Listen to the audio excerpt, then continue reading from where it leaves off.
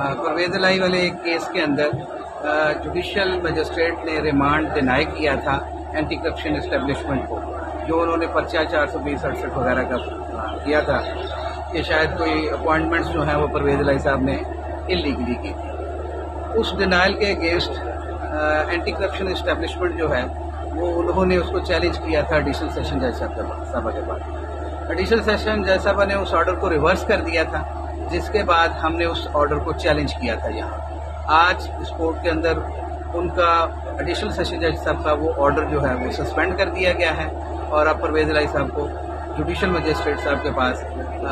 پیش نہیں کیا جائے گا فار ریمانڈ۔ جاری ہو جاتا ہے تو وہ as and when that is being pass that is applicable, وہ اسی وقت سے اپلیکیبل ہو جاتا ہے جب یہ کورٹ اس کی کوگنیزنس لے کے آرڈر پاس کر دیتی ہے۔ تو اس لیے آپ جوڈیشل مجسٹریٹ صاحب اس کے اوپر کوگنیزنس نہیں لے سکتے، کیونکہ یہ آرڈر جو ہے ایڈیشنل سیشن جج صاحبہ کا جس کے تحت انہیں جوڈیشل مجسٹریٹ صاحب کے پاس پیش کیا جا رہا تھا وہ سسپینڈ ہو گیا ہے۔